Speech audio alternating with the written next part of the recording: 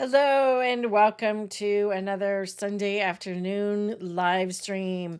Today, by special request, we are going to be doing layers. Excuse me.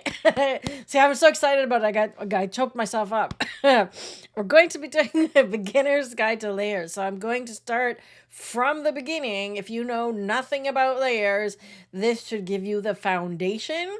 And I'm going to cover what all the things we're going to do in the stream today. This could be a long one. We may take a break in the middle if it's getting long. And remember, if you miss parts of it, you can always come back and watch the replay, which will be available immediately following. So let's see who is here. Yeah, the music is always an issue, and I don't know what's going on. All right, we've got Linda from Arizona. Welcome. AK, that's you, Deb, right? I think that's Deb. Marguerite from Ontario.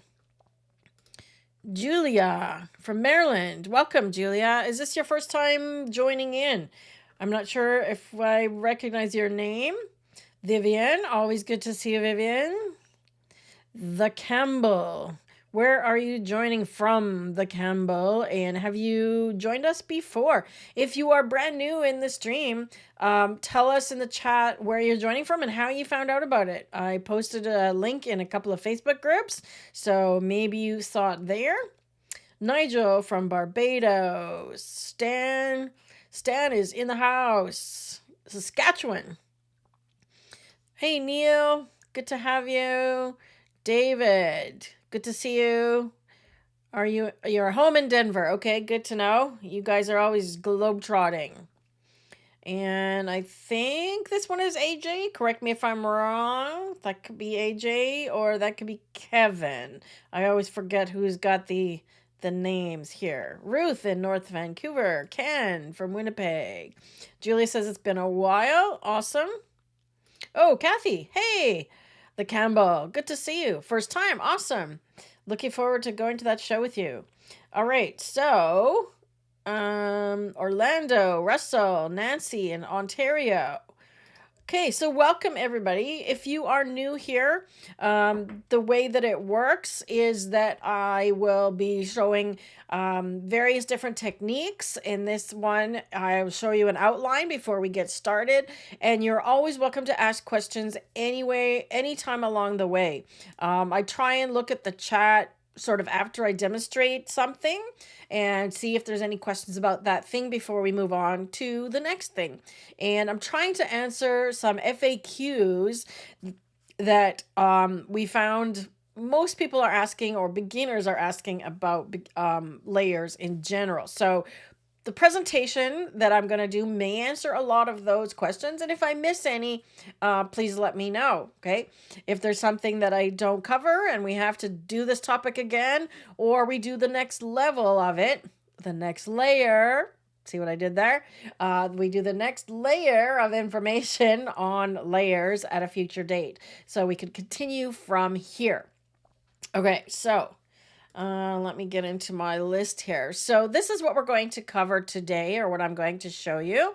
These are some of the questions I'm going to answer. So the very basics, like what is a layer, right? What's the difference between a layer and a mask? This is one is often confused, especially when using Luminar Neo and actually Lightroom as well. So I'll explain the difference.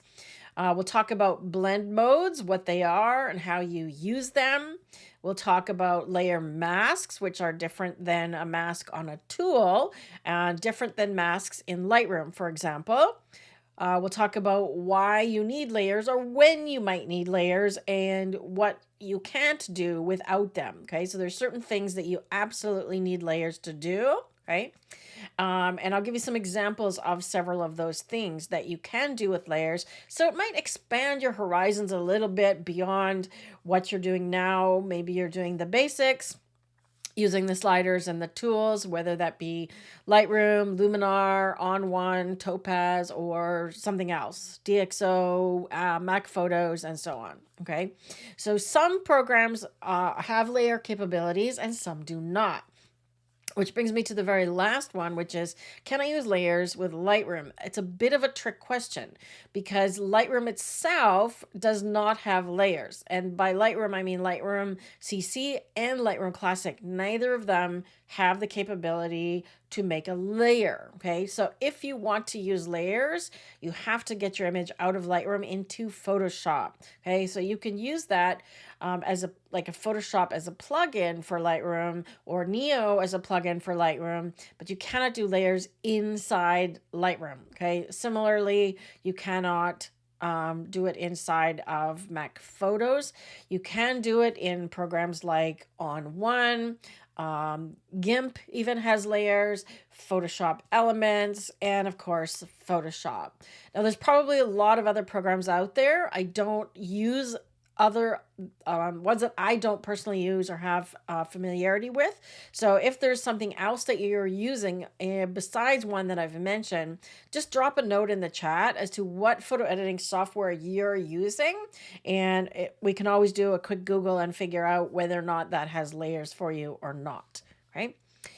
Okay, so yes, just drop in the chat what software you're using, and Rob, if you could just please make note of what they're saying in terms of software, and if there's one that is besides Photoshop and Neo, and we could talk about that.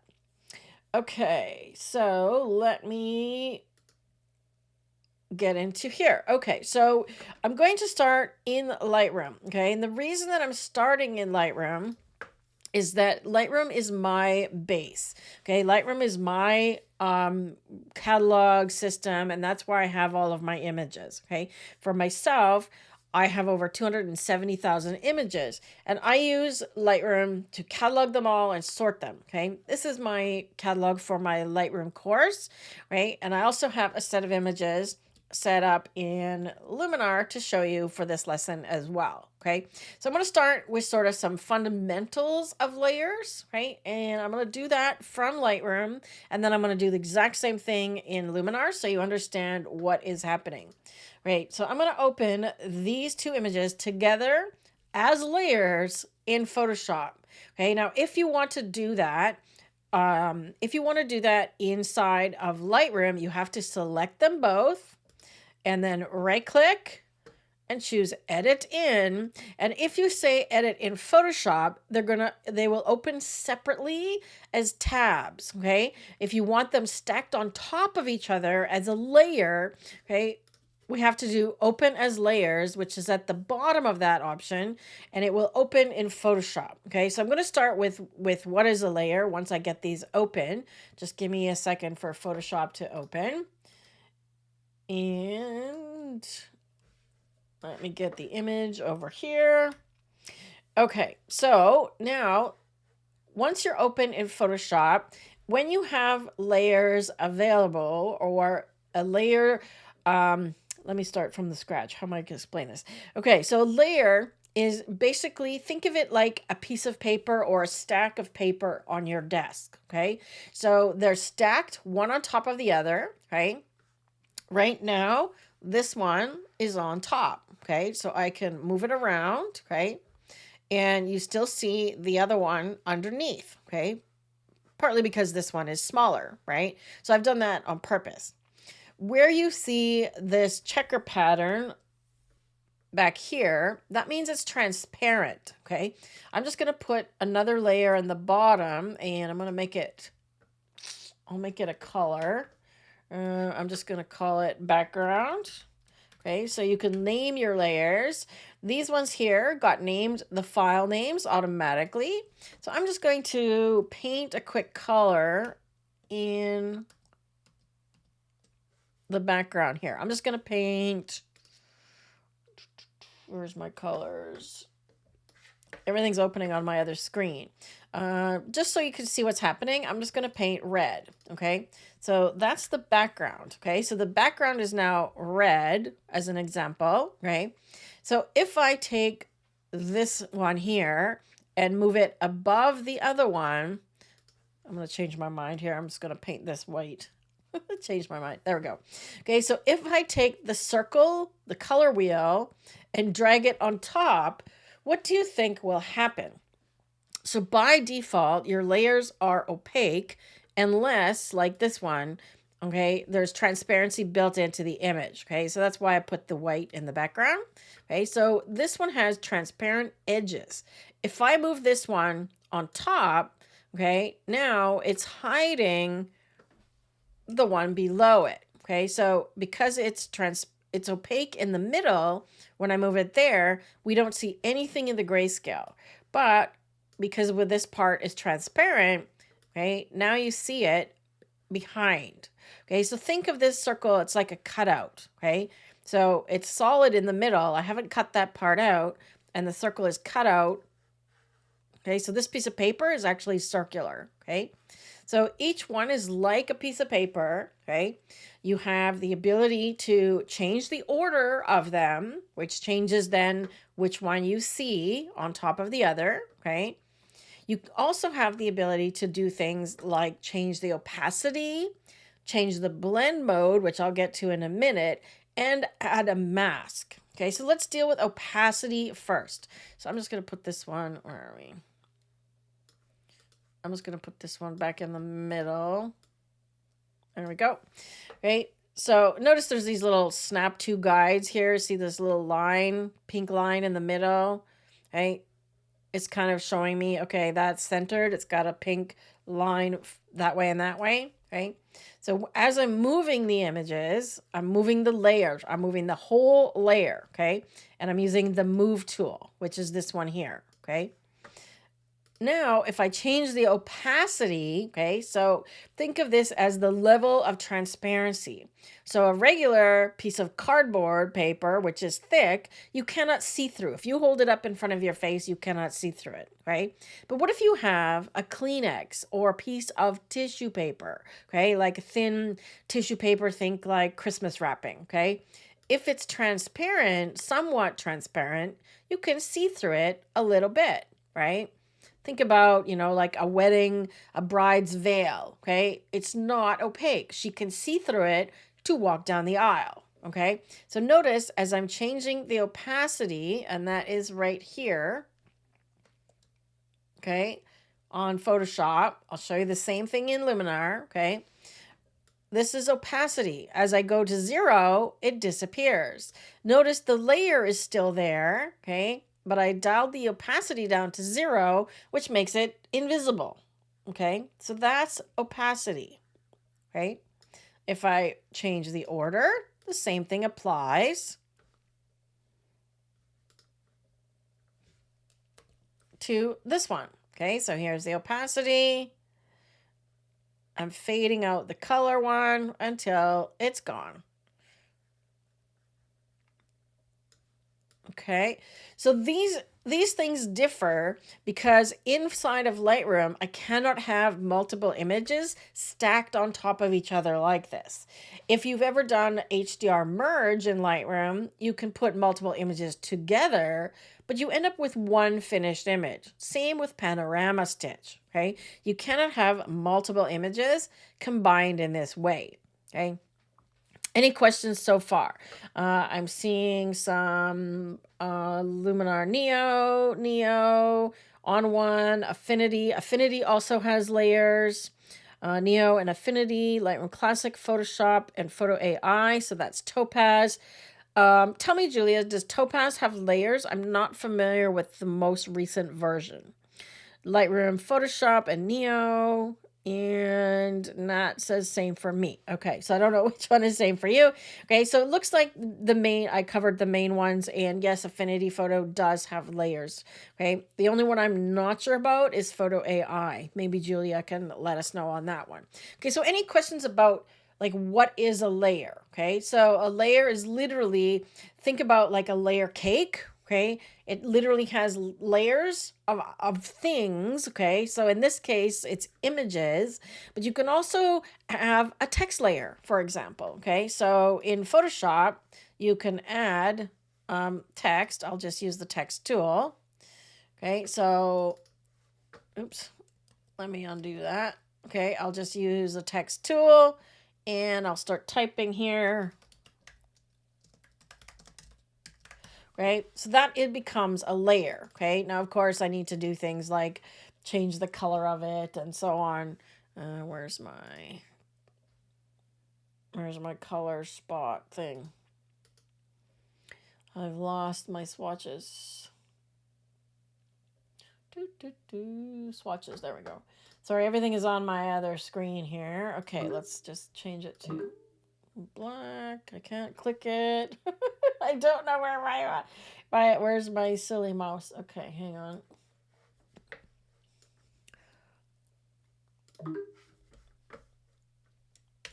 Okay, I'm just going to apply it and then, well, change it to black. There we go. Okay, so when you apply a text layer, for example, okay, it's also, it becomes a layer that is movable.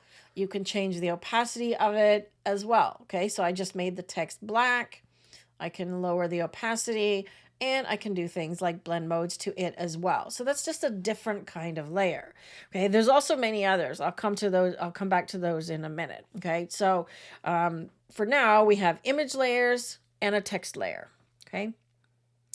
Topaz photo does not have layers, David says. Okay, thanks for checking that, David. I wasn't sure. I know they have masking, but I wasn't sure if they had layers. Okay, so if we come back to Lightroom for a second, okay,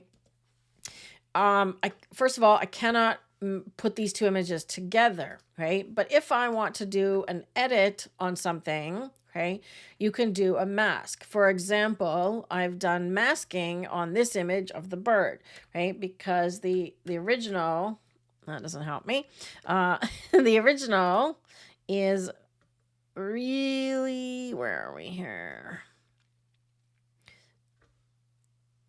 I gotta find the beginning. The original has a whole bunch of spots. Let me just reset it and set my history. There we go. Okay, so the original has lots of spots, and I darkened the sky using masks, okay? Now, when you look at this, it looks kind of similar, right? It looks like we have layers, okay? But it's not the same, okay? So each of these is a mask on which, or selectively, it's for local adjustments, okay? So we're only applying these edits on this area, which is outside the bird in this case. On this one, I'm darkening the left side of the image. And on this one, I'm lightening the top right corner. Okay, so I'm doing what's called a local adjustment, okay, or a local edit, as opposed to all the sliders here, which are global adjustments. Okay, you can also do local adjustments with layers and layer masks as well. Okay, but masks here, even though they're stacked, look similar to layers, but they're not. Okay, we still only have one image, and if I save it, it will just be one image. Okay, versus back to Photoshop. Okay, this is a document that is comprised of 4 different layers. Okay, when I save this document and it comes back into Lightroom, we won't see the layers. Okay, however, I can get back to this point and continue editing from here. Okay, so I just want to show you a couple of things about layers and why you want to use them for certain things. Okay, and then we'll come into blend modes. So I'm going to save this. So anytime you go from Lightroom and take your image to Photoshop or any other plugin, okay, it saves the edit back in Lightroom as a new image. You know, my preferences in Lightroom are set up so that when it goes to Photoshop, it saves it as a PSD or a Photoshop document. Okay. Now I could see that I accidentally moved the background layer and I've got some transparency down here. Okay. So if I want to fix that, I can't do that from here. Okay. But if I want to get back to Photoshop, okay, I have to open it a different way. So if you're using Lightroom or Lightroom CC, so this is Lightroom Classic or Lightroom CC, and you want to use layers, okay, the first thing you do is select your two images and go open as layers. The second time, once you've saved it and it comes back to Lightroom, we're just going to open it this time, but we're going to open the original. Okay, so we're not making a copy. I want to open the original, which means it's going to bring me back to Photoshop with the layers. Okay. And now I can see my background got moved, so I'll just shuffle it down so I get rid of that stuff at the bottom. There we go. So I fixed the stuff at the bottom. Now we're back in business, okay? So let me just kind of hop over to Luminar, as I want to show you some of the reasons why you want to use layers, because there are some things that you cannot do with a single image, either in Lightroom or in Luminar, okay? So I've just set up this little collection here, this little album, to show you some examples, okay? So one of the biggest things, or most common, you'll see, is to add a texture overlay. Okay, I think I've done that on this one. Oh, no, I haven't. Okay, so one of the most common things you can do is to add a texture overlay. So Photoshop and Luminar differ a little bit in how layers work, in that you have to be in the edit module in Luminar and you can add a layer over here. You can't, however, do what I did where I added a blank layer and then painted it white. Okay, so you can't do that in Luminar. If I wanted a white border or a white background behind this image, I kind of have to play a trick, and I can show you that little trick, okay? But this is where you would go to add a layer, okay? So I'm just going to quickly add a texture overlay, and I know there's some good ones in here, and I've used these before.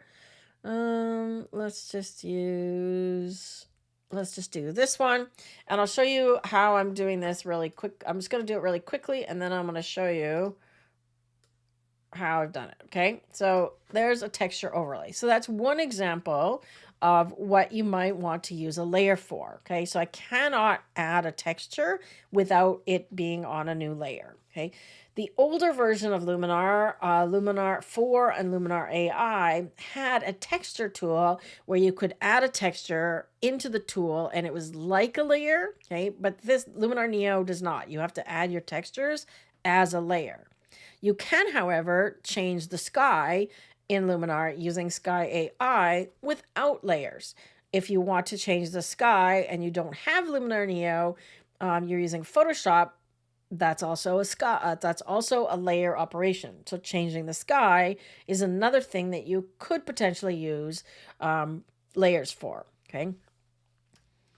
Another one is, this one's got a texture overlay and a grunge edge border. Okay, as a matter of fact, I've duplicated it. So the original image, once it's finished processing here, I can see it down at the bottom, right, doesn't have any of those things. So I've added texture overlays, 2 of them, you can see them here, and a border. Okay, the reason I added the border twice was to just intensify it a little bit. Okay, so that's another one.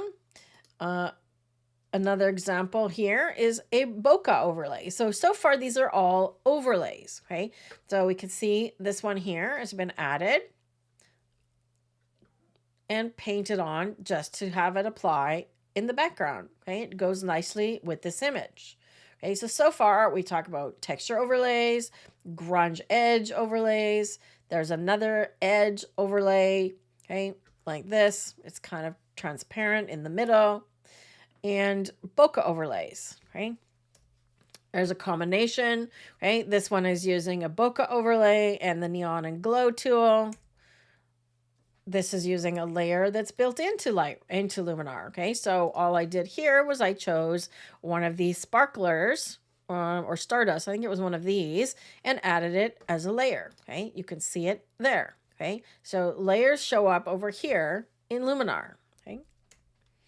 Likewise, this one. So I added the bokeh, same bokeh as I used on the bird, in the background here, as well as adding the neon to the flower. Okay. You can also do things like add a moon, and I'll show you how to do that here, into a night scene, for example.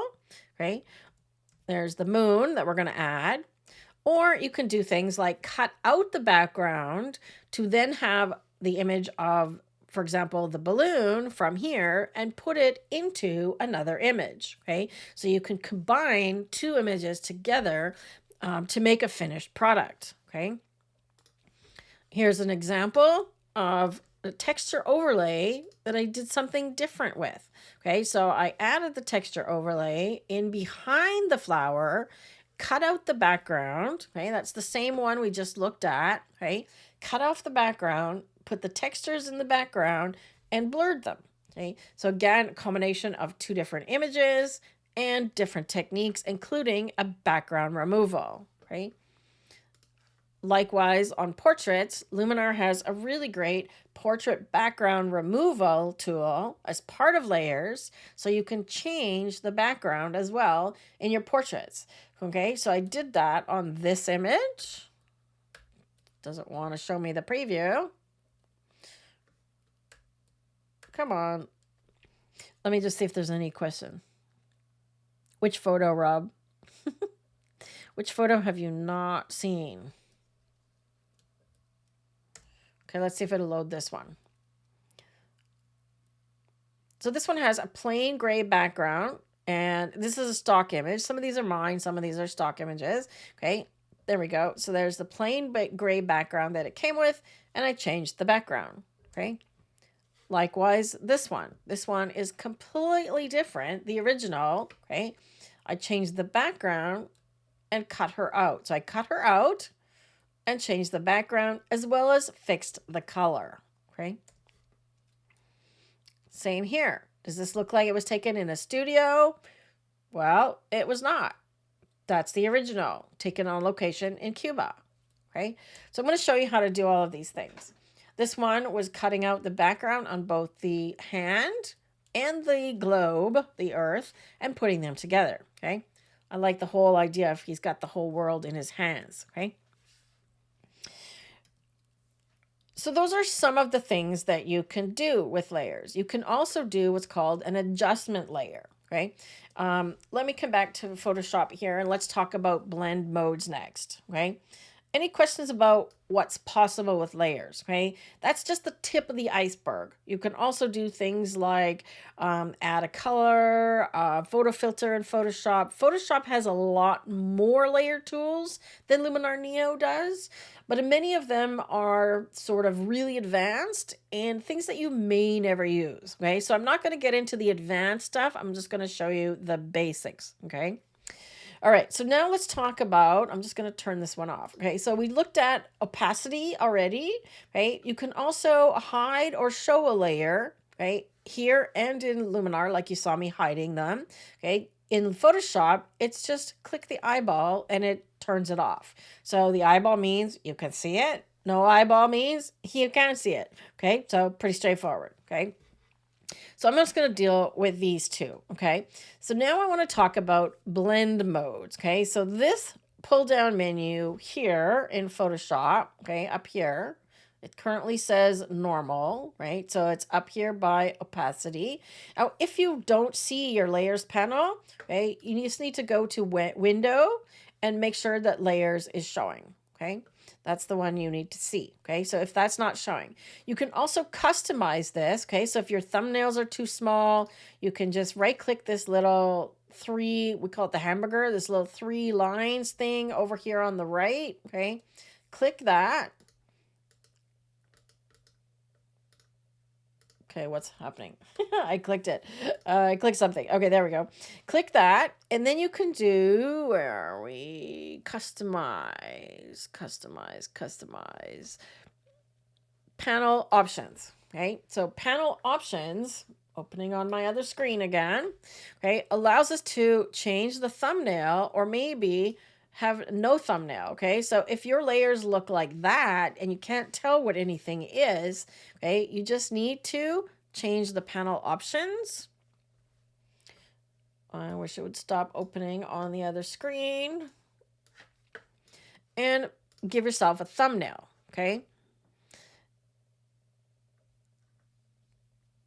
Let's see. These layer mask, yeah, I wouldn't worry so much about these things, but changing the size of the thumbnail is going to be the thing that you may need to adjust, okay? You can also make the panel wider or smaller, so if you don't see your whole file name, for example. And you can also rename layers, okay? So this one can be called grayscale, and this one could be color wheel. Okay, so you can rename your layers. Again, this is something you cannot do in Luminar. You cannot change the thumbnail size and you cannot rename them. Okay, so this one is Photoshop specific.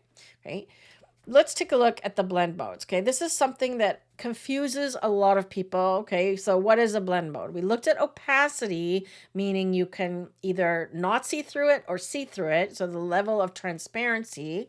Okay, but what are all these things? Okay, I'm just going to cover the main ones for the things that you might do for now. Okay, and some of these blend modes I never use myself. Okay, the ones that I use most often are between darken and hard mix, this section, okay? In this first section here, dissolve, I never use, okay? In this first section called darken, multiply, so there's 4 options, okay?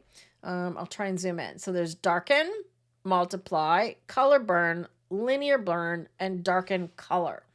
Anything in this section, okay? What the blend mode is saying is anything in this layer that I'm currently on, which is the grayscale layer, that is darker than the layer below, show that part of the grayscale. Okay, so where you see black to middle gray here, and the words and the border, you see the grayscale. Okay, however, notice it's disappeared over here. Okay, and it's disappeared around the edges, okay, because the colors here are darker. You can see kind of a little bit the one panel here, okay, where it changes, okay, you can see the one gray panel here, and then it's gone, okay, see that, okay, that's darken, okay, all the ones in that section, you can see there's a line, okay, above darken and below darker color. Everything in that section looks for and works on the premise of this layer being darker than the one immediately below it. Okay, so all of these work slightly differently. Multiply is still doing the same thing, but now you can see that these tones showed up because what it's doing is it's adding the layer below plus this grayscale. Okay, so now it's the same colors, but darker. Okay, so the gray has been added. Okay, so multiply adds the 2 layers together. Okay, color burn is similar again, but it's not affecting anything in the white zone. Okay, so they all work in a similar fashion. Notice these ones here are applying on you're seeing everything gray and darker and nothing over here. Okay, so darker color. Notice these are the only colors that are darker, gray. Okay, so if you have a texture that you're adding and it's darker than your base image, you might want to use something in this zone. Okay, what happens if we change to the next section? So next one down is lighten, screen, color dodge, linear dodge, and lighter color. Again, everything in this section is looking for the opposite. So now anywhere the grayscale image is lighter than the one below, okay? So now you could see the white border here, okay? And if I move it around, you'll see how it changes, okay? See how that works? Okay, so it's looking for anything that is lighter in the grayscale image than the one below, okay? Again, all of these ones in this section lighten in some way, okay? They're looking for lightness. Okay, so their effects are, it's going to lighten. Effects up here are, it's going to darken, okay? The next section, overlay, looks for contrast, okay? So it changes in terms of, again, where you put it, right? and how they work together. But notice now the colors are coming across here, right? Everything in this section works similar. It's adding and looking for contrast differences between the two layers, the top one and the bottom one. So this section is really good for adding texture overlays, right? Anything in this section. Okay, now I'm going to do a little trick here. I'm going to change this layer back to normal, right? And I'm going to duplicate the layer, and I'm going to change this one. I'm going to move this one off center. Okay, now you can see that they're not centered, right? Now, if I want them to be exactly centered, okay, there's a little trick. I could do things like use align layers and the tools. However, difference blend mode is, oops, I didn't get it, is looking for a difference between this layer and the one below it. Okay, can you see how it's doing this weird opposite thing, right? And when I go up into the colors, it's just bizarre. But watch what happens when I get it back in alignment. Okay, boom. Okay, now there's no difference, so it's black. It's showing me black. So this one comes in handy if you're doing things like a head swap. So if you have a group portrait and you need to put somebody's face from a different frame into the group photo, you can use this to try and get the head aligned similar with the one below it, okay?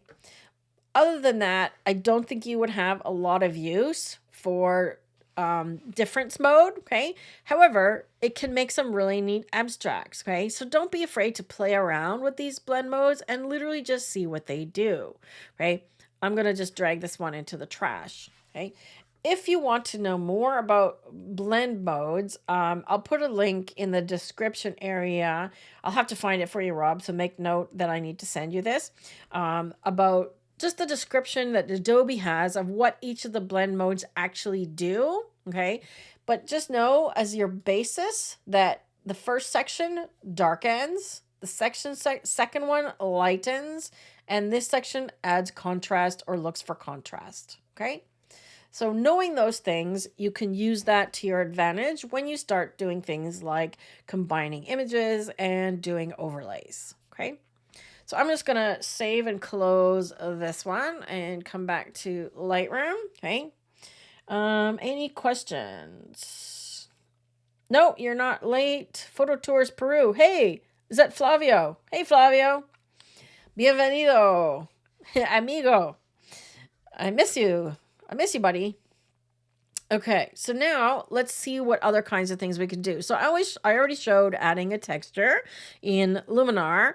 Now I did something similar here. So I've added a texture and an overlay, a bokeh overlay. Okay, so I'm going to show you how I did that. Okay, starting with this image of the seagull. Okay, so what I'm going to do is I'm going to open it in Photoshop. And I'm going to do it a little different. Okay, so if I want this to be my base image, okay, I'm going to do edit as a smart object. This comes into play and is really important in terms of non-destructive editing. Okay, when you are working with layers, if you apply anything to the layer directly, I'm just going to undo this for a second here. Where's my rasterize? Okay, so I'm removing the smart object. So this is just a regular old layer. Okay, let me just start over again.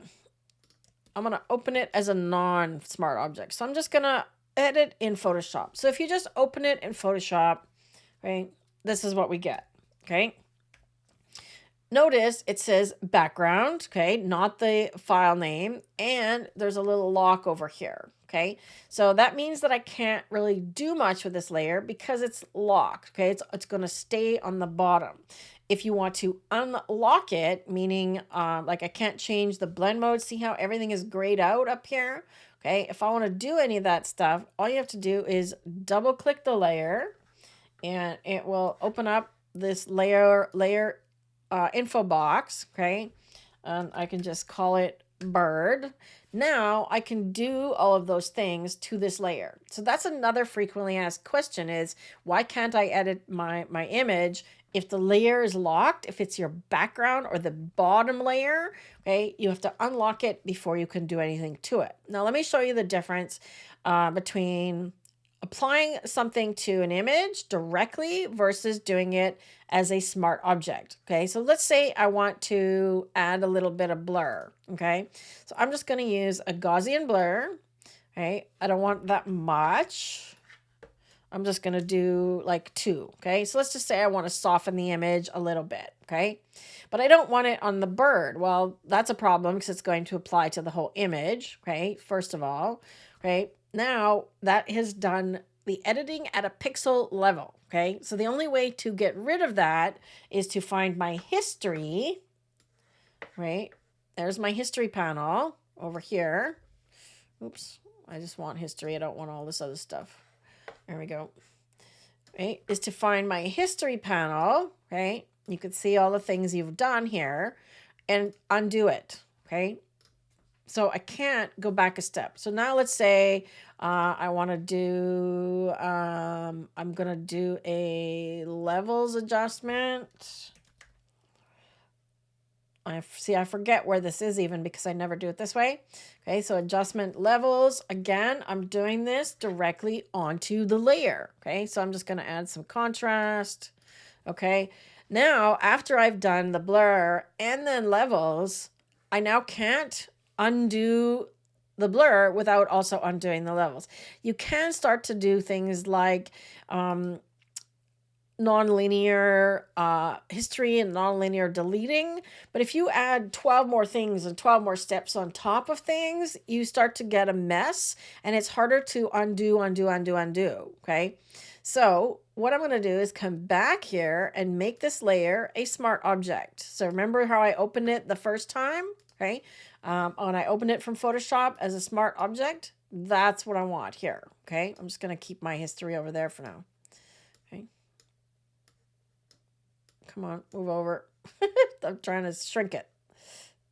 There we go.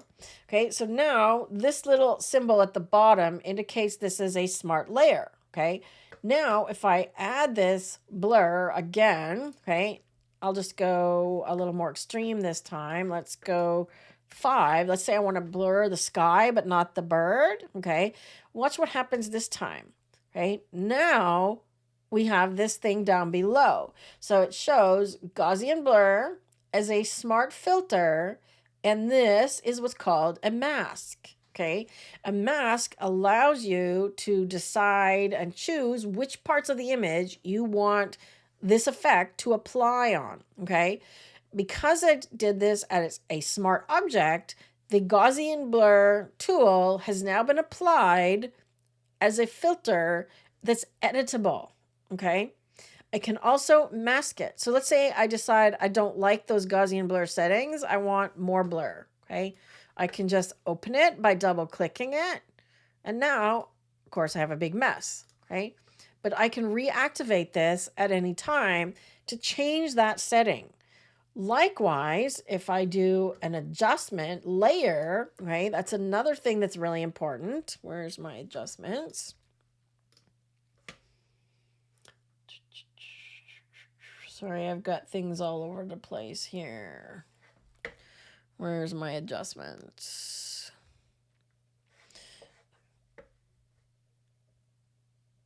Properties. Sorry, I'm trying to find my adjustments here. Where are we?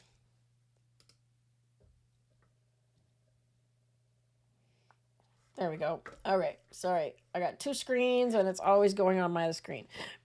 Okay, if I do this as a layer adjustment, okay, so this is another kind of layer that you have in Photoshop. This is not available for Luminar, okay.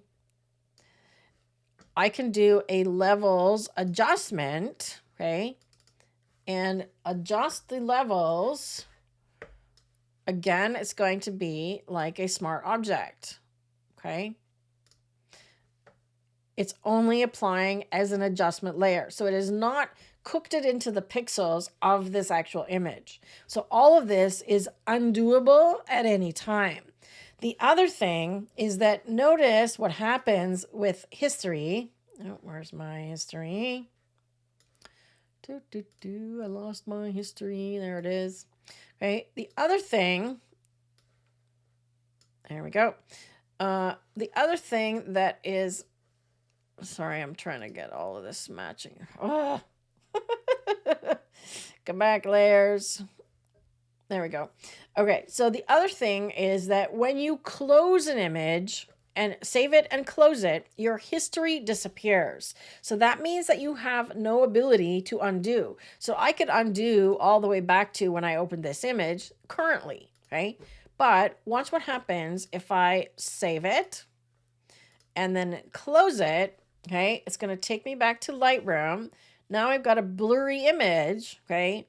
If I open this again in Photoshop, back to the original Photoshop document, it's still going to have all my layers and the masks and what I did to it, okay? So I can turn off levels, I can turn off the Gaussian blur, or I can mask it, okay? For example. Now, let me show you how masking works, okay? So masking is, you may have heard that white reveals, black conceals, okay? You may have heard that phrase before, and it's one that confuses a lot of people in terms of what does that mean, okay? Black conceals. Black conceals, white reveals. Black conceals, white reveals. What that means is, imagine you have a white Halloween mask, okay? So think Jason, right? Was that the Halloween movies?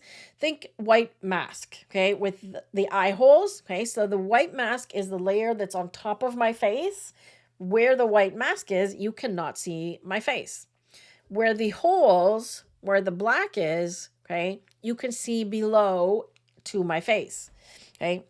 So in this case, on this mask, right now, we have white, meaning the Gaussian blur is applying everywhere on this image. So if you've ever wondered why the mask is black and white, okay, of various shades of gray, so gray is just a transparency of black, right, lowered opacity, right? If I invert this mask, okay, and make it black, okay, now it's going to show everything below it. So technically the bird, the original bird image, is below, okay? So I'm going to paint on the mask using my brush with black where I want the layer below to show. And I'll show you this with a texture as well, okay? So I want the original bird to be sharp, okay? So I'm painting basically a hole in this item, okay? I'm painting a hole in this smart objects layer, okay? So it's an adjustment on the background, okay? On the bird. Likewise, the same with this levels, okay? So I went super extreme on this levels, and if I paint with black, it removes it from wherever I'm painting, okay? So I'm painting with black. See how there's now a hole, okay? So there's a hole painted in the mask, okay? So think of it like looking through that hole to see the bird underneath, okay? So the level is adjusting the darkness, right? Let me turn this guy off, and I'm going to delete that filter because I don't want to blur him. And let's add a texture, okay? Now, if you want to add a texture in Photoshop, there's two ways to do it. You can literally just find the image you want and drop it in, okay? So I'll just go in here. I've got some of our texture overlays, sky packs. Here we go. Okay, so I've got, let's see, let's go to Cuba pack. These are our images from our Caribbean texture pack, okay? So I'm just looking through them to see what might work. Maybe something that might be interesting, actually. Might give it some texture. So if that's the one that I want, I can literally just drag it into Photoshop and drop it, okay? Now it adds it with these little what's called bounding box around the corner. Okay, so it sizes it generally to fit, but if it doesn't fit, you can change the size. Okay, and now notice the default is it's applied it as a smart object because I dragged it and dropped it. Okay, if you open it separately and then do copy and paste, it will not be a smart object. Okay, now I've done that because then if I want to apply any filters on this layer, I can, and it will be non-destructive, meaning I can get back to it and continue editing where I left off, meaning it does not delete or remove pixels. Okay. Now the default when it comes in is normal blend mode, opacity 100%. So I want the texture to show, but I need to see the bird below, right? So remember, we can change the opacity, right? So that helps. Or we can use one of the blend modes that we talked about a minute ago, okay? So the blend modes for textures are typically in this range. I tend to like overlay or soft light, right? Remember, we can use one like this and dial down the opacity as well. So vivid light is interesting, gives us more texture, right? Like so. But now I don't want it on the bird, okay? So what do I do? Okay, well, we have a few choices. I'm just going to leave this. I'm just going to leave it like that so we can really see what it's doing, okay? I can erase pixels from this overlay, okay? But what if I decide at some point that I want to flip it or change it, right? Or move it or stretch it or something else, okay? If I do that, I've lost the pixels, okay? So I can use an eraser, for example. Where's my eraser? I think that's my magic eraser. Okay, so there's the eraser, okay? So I can just erase it. Oh, see, I can't erase a smart object, okay? So I'll have to make this one rasterize, okay? So if I'm going to erase, let me erase at 100%. So I'm erasing, right, from here. But it's kind of doesn't look very good, right? You also have to be really perfect with your painting, because if I go like that, oops, I overpainted, okay? So can you see what's happening there? And if I remove this bottom layer, right, I've taken pixels away. So now there's nothing there. So even if I increase my opacity to 100%, there's nothing there. There's no pixels, okay? So that is not the best way to do that, okay?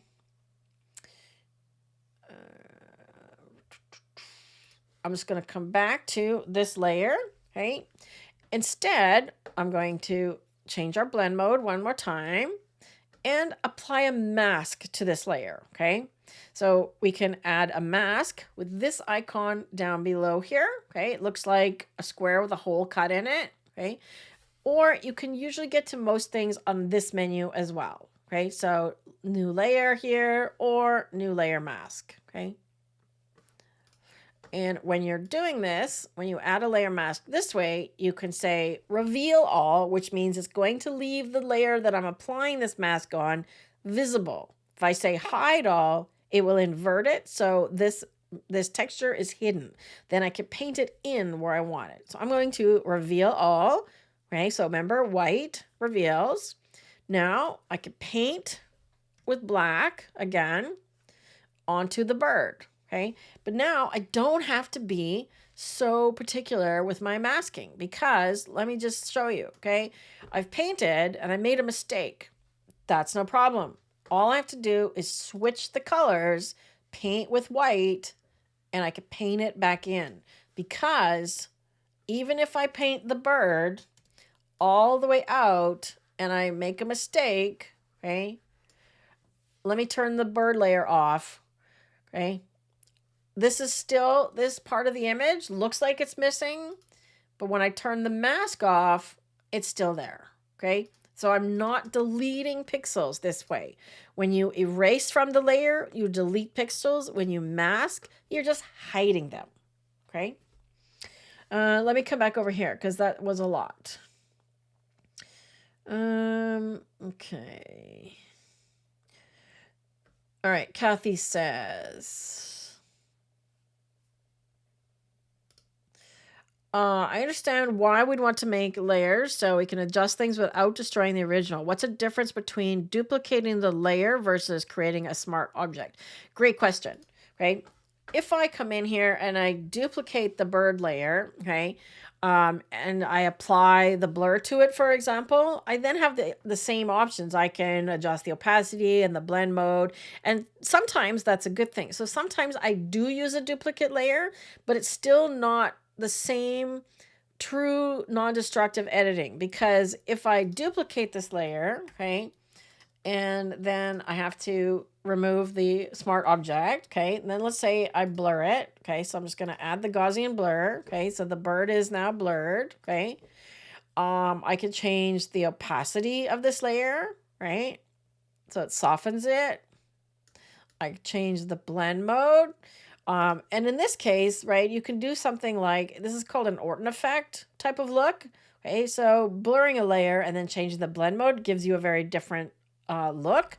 So there are times when I might do that. Okay, however, I'm still editing the pixels on this layer. Okay, if I want to change the level of blur, I cannot. It's cooked into this layer. If I want to change and have less blur, I literally have to make a new layer and do it again. Okay, so it's not the same, right, as doing the smart object. The smart object literally allows you to go back and change it at any time. Okay, so now I have one that's super blurry and one that's less blurry, right? Then you end up having a whole bunch of layers that you don't need. Does that help answer that question, Kathy?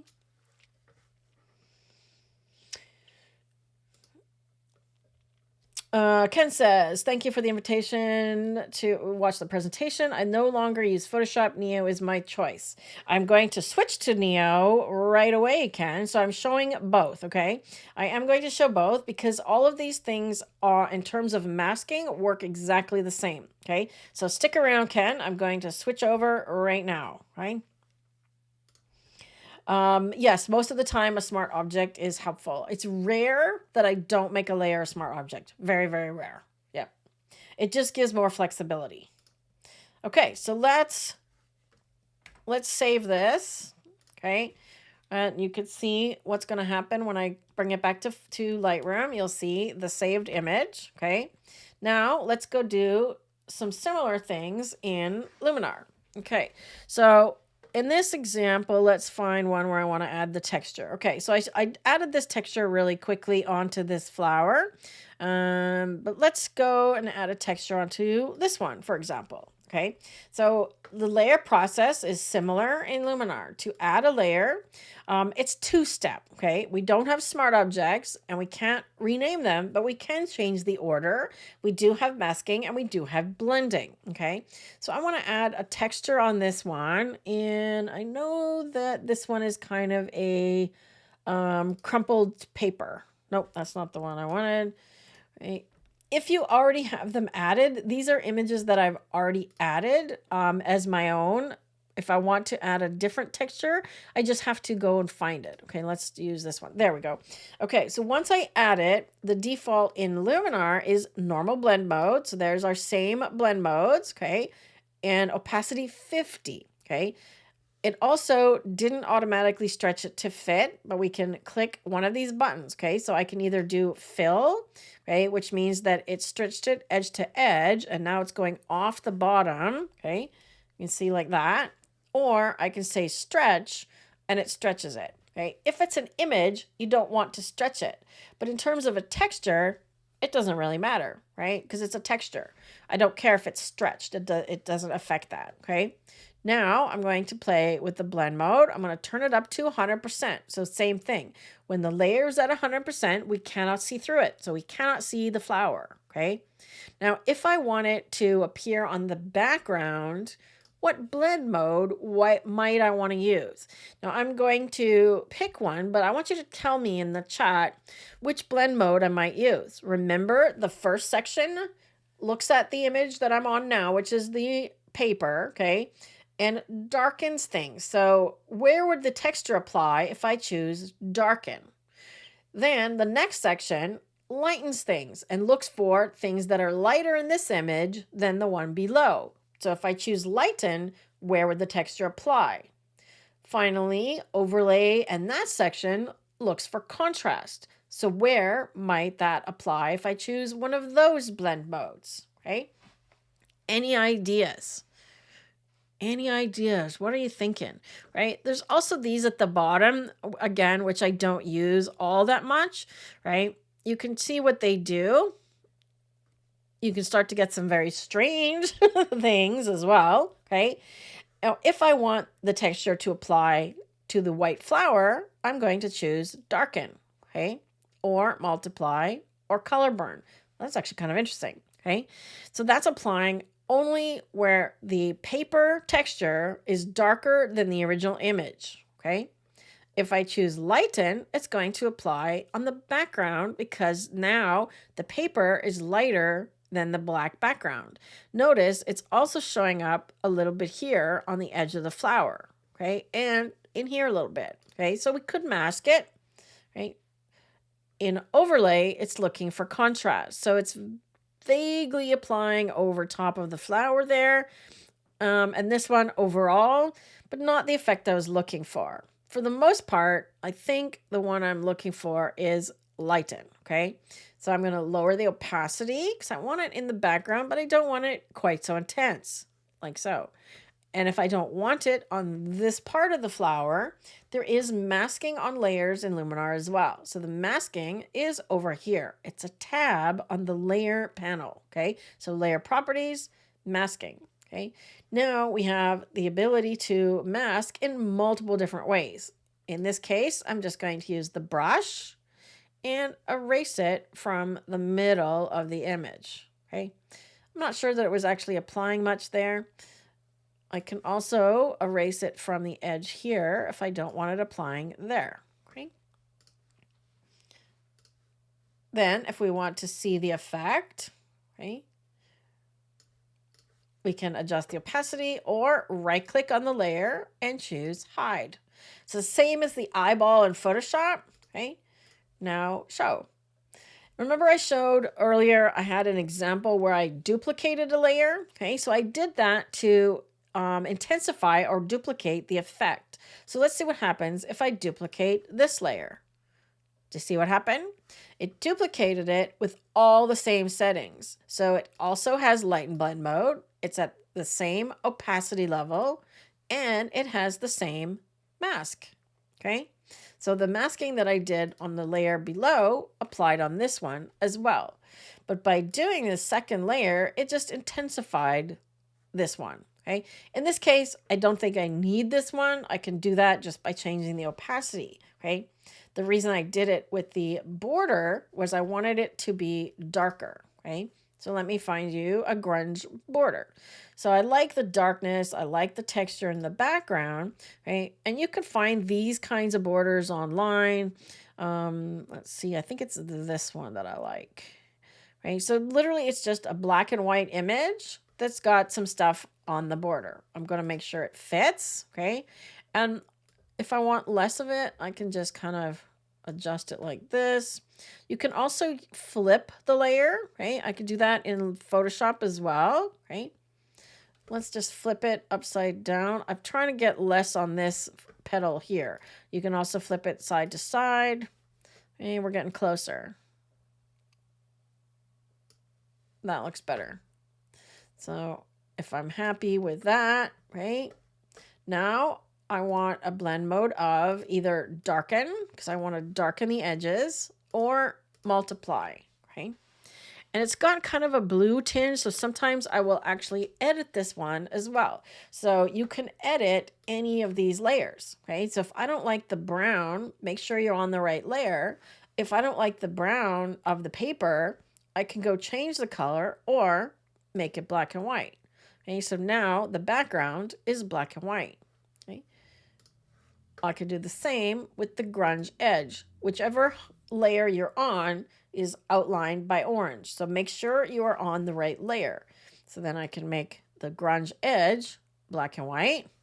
And if I want it more intense, right, maybe I want to mask it off the petal at the bottom here. Let me do that first. So I'm going to erase it from here, just so it's off that petal. There we go. Then I'm going to duplicate this layer. And you notice that it intensified the black. Okay, so if I hide this layer, look at the border, intensified it.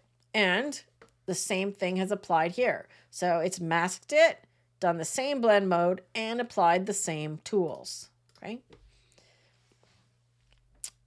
Questions about Luminar Neo layers? In that quick example, I want to add another one where I'm adding a moon. Okay, so let's do another example. Okay, so in this one, I want to add an image of the moon. So I showed you the moon image already. And do I have it added in here? Yes, I do. So anything that you add as a layer stays in here and you can use it again like textures. Okay, so I've used this moon before. We could use the blood red moon or we could use just the full moon. I think for this one, I'll probably just use the full moon. So I can add the moon, right? Make sure the blend mode or the opacity is at the highest, okay? And then we want this moon, we want the light parts to show. So I'm going to choose lighten. And of course, it's too big. Okay, now where I put it is going to make a difference as well. Okay, it's going to show up here more because the sky is darker than it is here. Now, it's not quite giving me, there we go, screen works better. So notice how lighten only showed part of the moon. Screen gave me a better moon. Okay, so try both in this section. There are more options in Photoshop in terms of blend modes, but honestly, these are the ones that you're going to use most often. Okay, you can rotate a layer. Okay, you can also stretch it. We don't want to stretch the moon. Okay, and of course, resize it and move it around. Where should we put the moon? I kind of like it here, okay? Like so. Now, if I'm not sure if I like that one or the red one, let's add the red one. These are ones that I got from Unsplash. It's an Unsplash free image that you can use. Let's try screen as well, okay? Because the background of the moon is black, when I choose the lighten blend mode, the black disappears, okay? The same thing applies if you're going to add like a watermark to your image, if you want to add your logo or your signature, okay?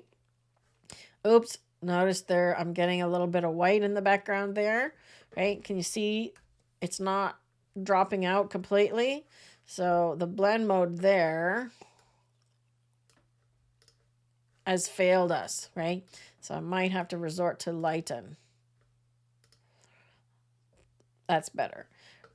Or we have to mask it, okay? So if I like the screen mode, but I'm getting that white border around all the edges here, this is where background removal comes in handy, okay? So I can remove the background, right? Let me just hide this. Okay, so that's what the moon looks like.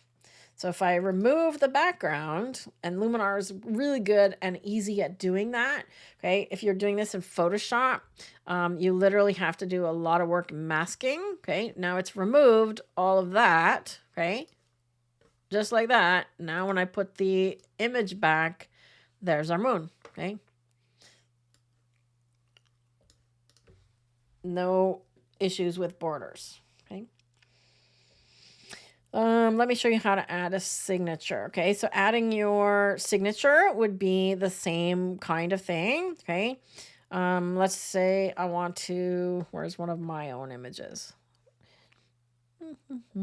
Okay, this one is my image. Okay, so let's say I want to add a signature on this one. Okay, I can add a layer, and I think I put my name in here somewhere. If not, no, I got to add it. Okay, so if you don't already have the image in here, you just have to go and find it. Okay, so you click load image. Oops. There we go. Load image. Oh, I'm going to sneeze. Where is my... Why is it not clicking?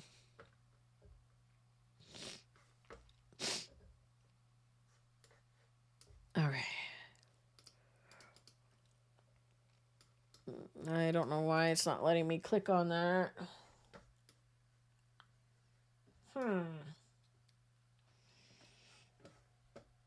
Very strange.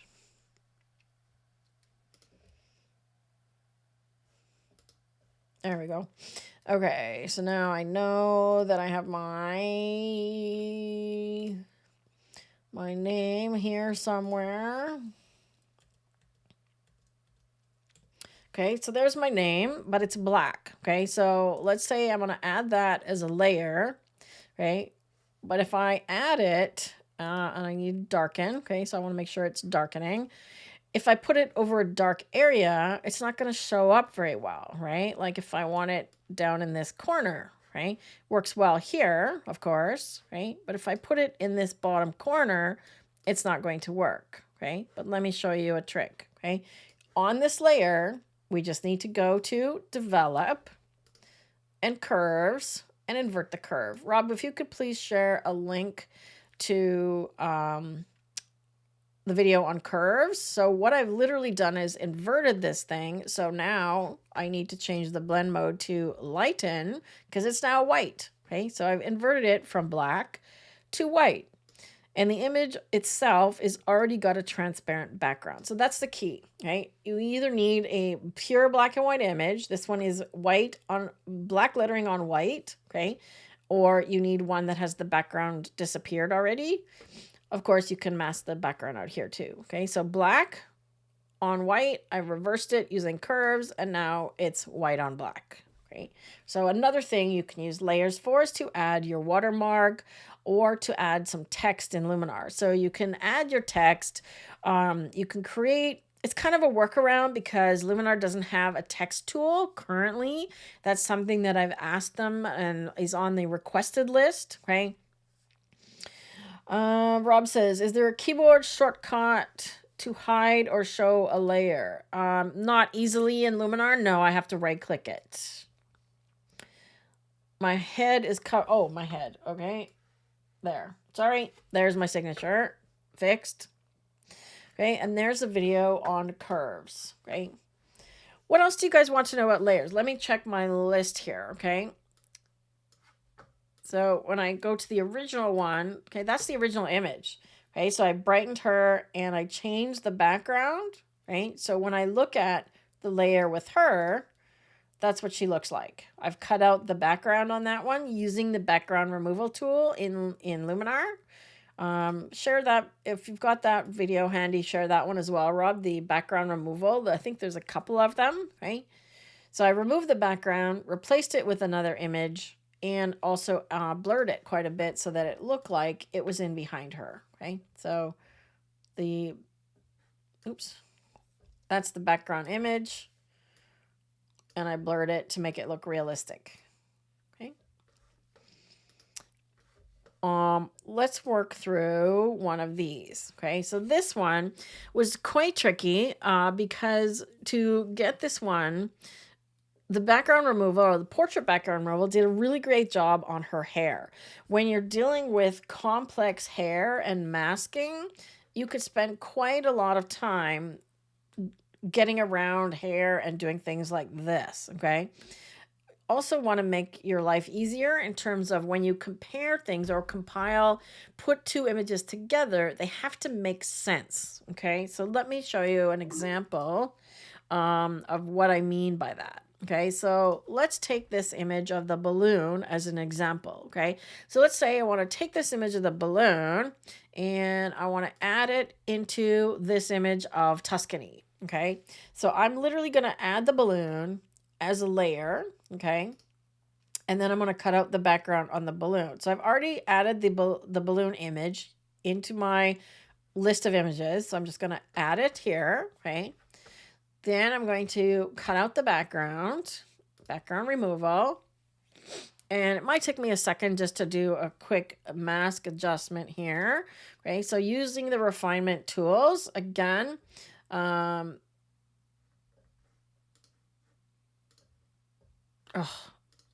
need to refine it. There we go. I missed my brush. Okay.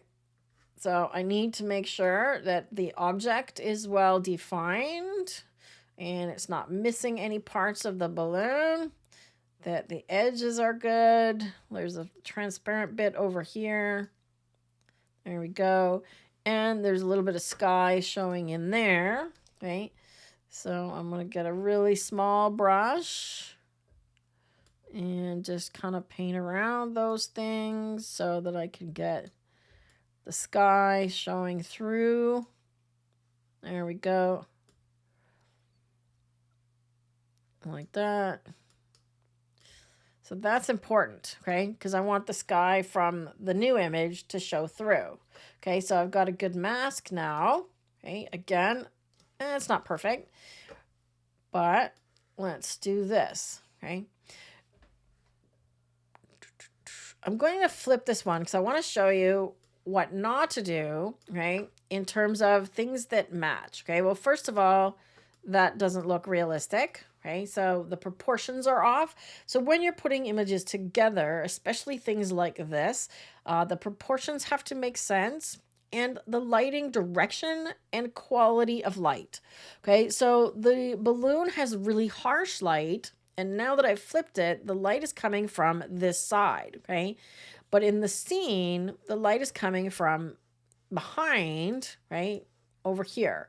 So you can kind of see the light coming from behind the balloon and hitting the hills here. So the lighting doesn't really match, okay? So putting this guy in here, even if I flip it, that's better, okay? But I think I would have to soften it to make it look like it really was there, okay? We're getting closer. Okay, so the lighting direction is better, but I find like it's really contrasty. Okay, so I might just lower the structure a little bit. See how that softens the balloon? Softens the balloon, softens the light. Okay, so they have to match, has to make sense. Okay, if I try and do the same on this image, where's the light here? There really isn't a strong sense of lighting direction here. And if I put the balloon in here, it's also not going to make sense. Okay. Likewise, if I put it into a nighttime scene, it's not going to make sense. Okay. So the lighting has to match and make sense. I'm not sure why I've got two layers here. Okay. If I add the balloon, I'm just going to do it one more time. I'm doing a super quick mask. I'm not going to worry about getting perfect on the mask this time. I'll just make sure I get the inside.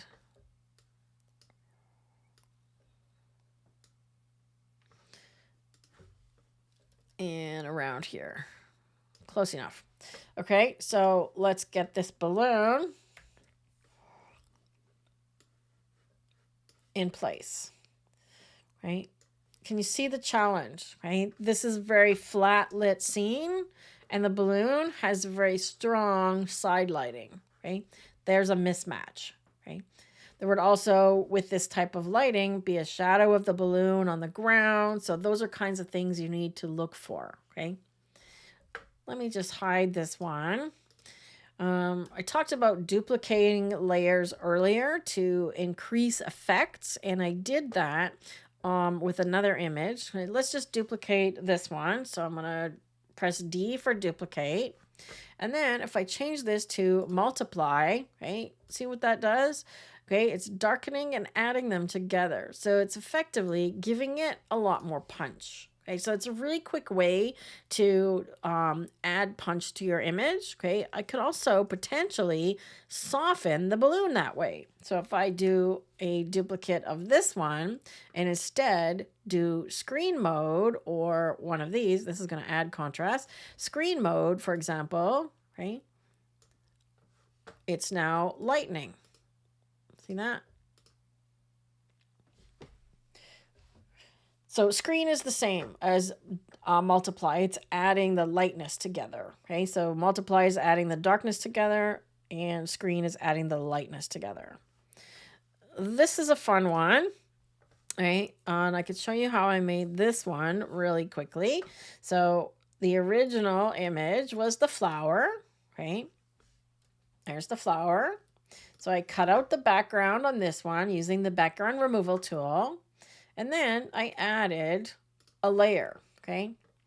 No, I need to go to the bottom layer. So you don't get names of layers in Luminar, which is a kind of a drag, and you can't, what am I looking for? You can't rename them. You can, however, change the order, right? So if I put the flower below, it disappears, right? You can still do layer opacity and blend modes and masking like we just saw. You can reorder them, right? And duplicate them.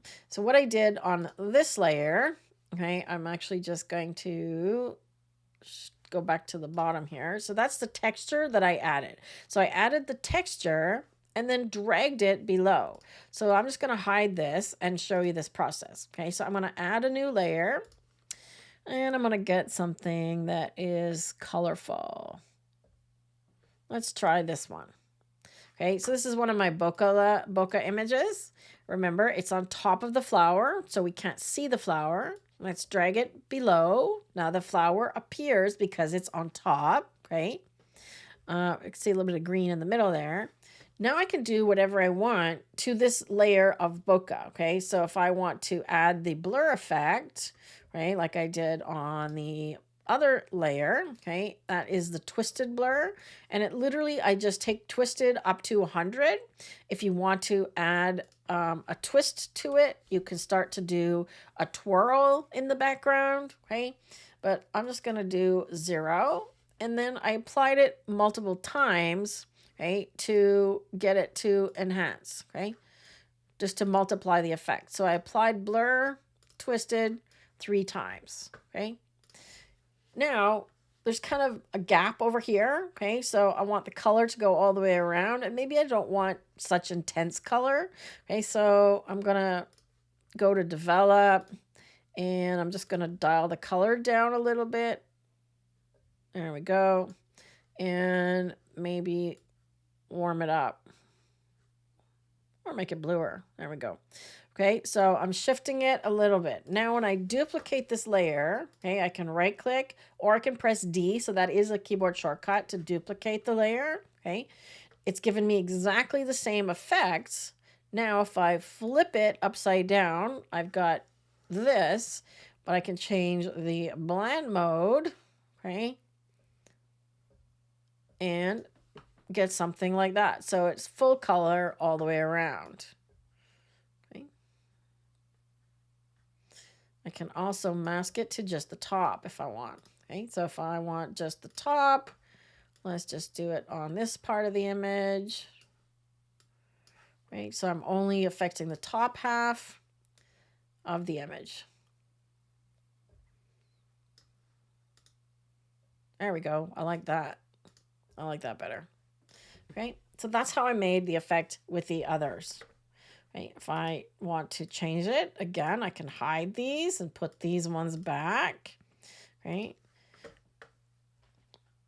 There's the same blurs that I did on the other one you just saw. Now let's see what happens if I change it to a twist blur instead. Okay, so twist just adds an angle. So I'm just editing this layer, give it a little bit of a twist instead, okay?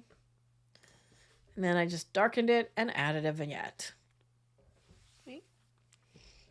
Duplicate the layer, change it to multiply, to intensify. Are you starting to see the potential for layers? I can't do anything like this in Lightroom, and I can't do it without layers in Luminar or Photoshop. I'd love to get some questions answered here. While I'm doing that, I'm just going to put this on the screen here and talk about our DPM community a little bit. For those of you who are not community members, I want to invite you to come and check it out. Our community is a place where it's safe to participate. If you've ever been in a Facebook group where you've had nastiness, or you scrolling Facebook and you see ads and so many ads, you see scammers get into groups, people messaging you and so on, trying to sell you stuff. It's a completely private, secure, and safe place for you to come and hang out as a photography community. There is a charge of $9 a month, and for that fee, you get so much with your membership. We have some members here, so if our members want to chime in and let people know what the community is all about, we have a weekly action plan. And I saw David earlier. Shout out to David a lot, because he has taken this one over. And every Monday, we get everybody to, we encourage members to post their goals for the week and help you move forward on what it is that you want to do with your photography. Okay. We have almost weekly events. These are Zoom calls for members where we share images and stories, look at photo editing. I give you tips where you edit the image, not me, right? And also webinars. We have webinars quarterly, and you get to see the recordings of all of these. Each of these webinars is a course worth $29. So when you sign up for the community, you get like $200 worth of value right there, just if you watch the webinars and do nothing else, right? Every month we have a photography challenge. Right now we're doing reflections, and the prize winner gets a tutoring session with me. 1 hour tutoring session, which is worth what is that worth? What is $75? I forgot. Okay, so while that is on the screen, I just want to cover a few more things and make sure that I've answered a lot of the questions. Okay, so there are more specific things to Photoshop. We've looked at adding a texture overlay, a bokeh overlay, a grunge edge overlay, duplicating a layer, adding a watermark, adding an element like a cutout. We did the balloon. I did the balloon and the moon, removing or changing a background. You can also do things like combine images, like light painting images or car trail images, where you have multiples and you want to combine them and blend the exposures together, different than HDR, okay? Or you want to do more complex things like starting to make composites, okay? I'm going to put this on the screen as well. Okay, if you are doing Luminar Neo and you don't have my full course, I cover layers in great detail in the course, as well as all of the other tools. So if I'm going a little fast on some of the other tools in Luminar, our course covers everything. There's how many lessons now, Rob? Like 48 lessons? I forget. Tell me how many hours of content in there, and you get my raw files to practice with. Likewise in the Lightroom course, same thing. Anything that I've glossed over quickly in this session, Lightroom in more detail, okay, as well. I also do have a Photoshop course. I don't have a little slide for it. What else I want to show you guys? Okay. Let's go back here. Okay, so smart objects we talked about. There's also things like a filter, applying a filter like liquify in Photoshop, something else we don't have. Another thing you can do in Luminar that you cannot do in Photoshop, you can do it, but you don't get a preview, is adding a LUT. Okay, let's say I want to add a LUT to this image to give it a finished look. Okay, you can actually merge all the layers. Okay, I'm going to remove these ones here. Okay, you can remove layers. I'm going to remove this one and select them all and merge layers. So that creates what's called a stamp layer on top. Okay, so it's a combined layer. It takes all of the ones that I've selected and puts them together as a new layer on top. Okay, you can do the same thing in Photoshop. It's called a stamp layer there. Okay, so now if I turn all of these other ones off, they're hiding. Okay, this one is purely, it's got everything. Okay, so this one is everything. So now if I want to apply a LUT, I would use the mood tool and choose one in here. Okay, then the beauty of doing that inside of Luminar is that it gives you a preview, okay? Ooh, that's kind of neat. Okay, so I'm just playing with these to see. I kind of like one of these first ones, actually. That's kind of neat. That's kind of neat. Okay, so we can just play with that. And it now is applying it to that top layer, because otherwise I would have to apply the LUT on each individual layer to get them to look the same. Now it has a more unified look sort of together. Okay, and of course I can always mask the flower out. If I don't want it on here, I can just put it on the background. If I want to apply a LUT in Photoshop, you can do it as a layer, and you can do it as a smart filter, but you don't get to preview it. You have to kind of go to your computer and find them, and you don't get a preview. So it's easier to do a LUT in Luminar than it is in Photoshop. Okay. Let's see. Okay, coming back to Photoshop, let's come back to Lightroom here. Okay. Obviously I made a mess with this one, so I can come back here anytime and continue where I left off. Okay, remember, if I did these edits on the actual layer itself and I removed the pixels, I wouldn't be able to fix this because the history would be gone. Okay, so again, Kathy's question about it. So here's our texture layer, right, and the mask that I screwed up. Okay, now honestly, if I was going to do that, I would probably do a select subject here. So I'm on the bird layer, and I'm going to do a select subject. So it's finding the subject. Okay, once I do that, I can actually use that. So it found the bird. Can you see the marching ants here? Okay, once I do that, okay, I can use that to paint. So I can use my brush, and it only paints inside the lines. Okay, so I'm not getting the texture on the bird, and I'm not painting outside the lines. Right? I can also invert the selection and then paint with white. So I'm using a lot of keyboard shortcuts. I switched the colors with the X, and now I'm painting outside the lines. Okay, so I still have the selection, and I'm on the mask. So you have to be careful whether you're on the mask. So this means I'm on the layer. See the white outline around it? Versus on the masks. Oops. I double clicked it.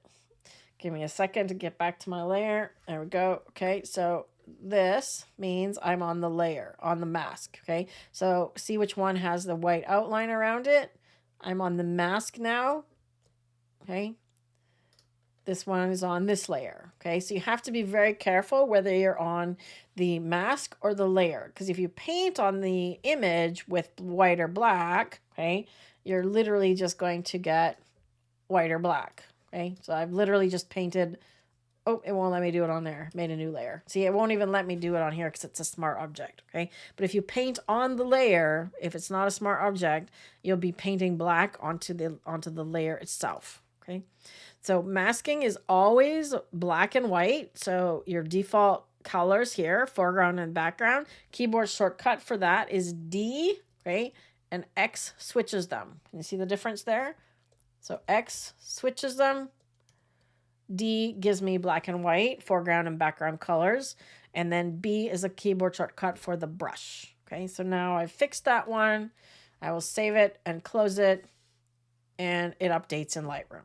Okay, so that's the huge difference in non-destructive editing. Again, layers, layer masking, and smart objects. Okay, this one is a PSD, so I could literally open this one that I did quite a while ago and show you my layers.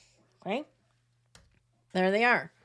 Okay, so there's a texture overlay and a bokeh overlay, and I masked. Okay, but I didn't mask the bird out completely. Okay, I only masked it at a lower opacity. So he's still getting a little bit of texture and a little bit of the bokeh, just so that the colors match. Okay. This one I did a blend mode of screen at 41% opacity, and this one I did soft light. Right. Notice if I change it, right, I can change the opacity, change the blend mode. So now I have more texture. Let's see what this one does. Now I've got more different bokeh, right? Linear dodge. Okay, so you can totally change the look.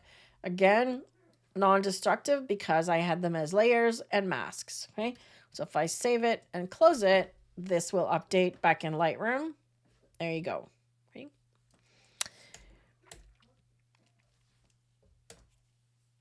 Okay.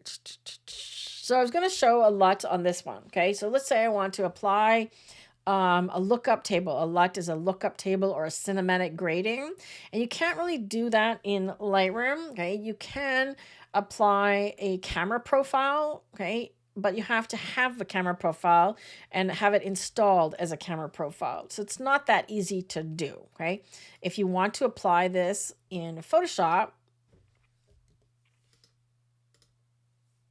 again, what's my Photoshop doing? Okay, I'm going to edit this as a smart object, okay, because I'm going to apply the LUT as an adjustment layer on this one, okay? So I'm always opening it as a smart object, okay?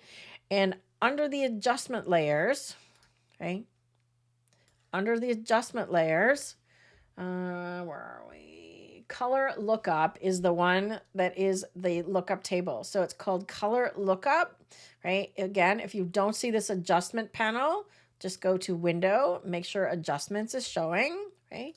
So when you click this, okay, it's gonna give you the properties box, then you have to go find it, okay? So load a LUT. Now, these are some that I've previously used, so I could just pick one and see what it looks like. If I want a different one, and I have hundreds of them, notice it doesn't give me a preview, okay? So I'm just gonna pick this one, right? And then you see what it looks like, right? From there, of course, we have the same layer options, okay? We can change the opacity, so it's not so strong. I can change the blend mode, right? Or decide I don't like that one, okay? If I don't like that one, I just have to pick a different one. But notice I have to apply it before I get to see it, okay? So that's why I like Luminar's better. Okay, that one's all right, okay? I don't mind that one, but I mean, it's literally just giving me a matte look. I can do that in Lightroom with the curves, right? Soft warming, teal and orange. Teal and orange is another super popular type of look, right? Maybe I don't want it quite so intense though. Something like that. Okay, again, save and close, and it's going to bring a new image back into Lightroom. Okay, so there's the original and there's the PSD. Okay, moving my head. If you are not sure, or if you are getting a different file format coming back into Lightroom, check your Lightroom preferences, okay, under external editing. Okay, so Photoshop, you want the current version or whatever version you have installed, and you pick your file format here. Okay, so I've chosen PSD, right? PSD and TIFF can both have layers, but I find that Photoshop documents are a little bit smaller and they don't take up so much space. If you're making multiple layered documents, then you might need a PSB, but that is a large format Photoshop document that you probably don't need, right? These are the options that I set. ProPhoto color space, okay, that has the most colors that you can use, and 16-bit depth. Again, these are things that actually you can take are 10 ways to improving your image quality. And I talk a lot about these things, about 16-bit, color space, monitor calibration, sharpening, all these things, okay? But this is the highest resolution, okay? So 16-bit is better than 8-bit. It has exponentially more colors, okay? Same thing with ProPhoto versus sRGB, okay? ProPhoto has the most amount of color. So those are the options that I use, okay? And the same thing applies here as a smart object. If I wanted to go to Luminar and apply a LUT, I could go directly from here to Luminar and apply a LUT. However, the image that comes back into Photoshop is a TIFF with the LUT baked in. I can't go back to Luminar and change it. This one I can because it's a Photoshop document and I can edit the original and it's done on a layer. Okay, so layers give you this huge value. I can then just say, no, I want a different one. Ooh, I don't even know what to use here. Yeah, see, none of these are like what I want. None of these are giving me a look that I want. So if I want to load one, I have to go find them. And finding them on your hard drive is actually tricky. Okay. If you are on Mac, it's going to be under your library, application support, Adobe. See, I even forget where to find them. See, this is why it's easier, honestly, in Luminar. See, I don't have to go look. Right, LUTs. I literally have to go look for them. Or I have to find cubes. Color. It's probably... No. See, I can't even find them.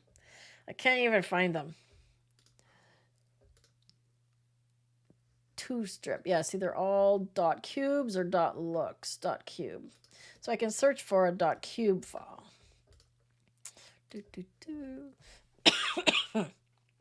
It's just more work, okay? So that's why I don't. Oops.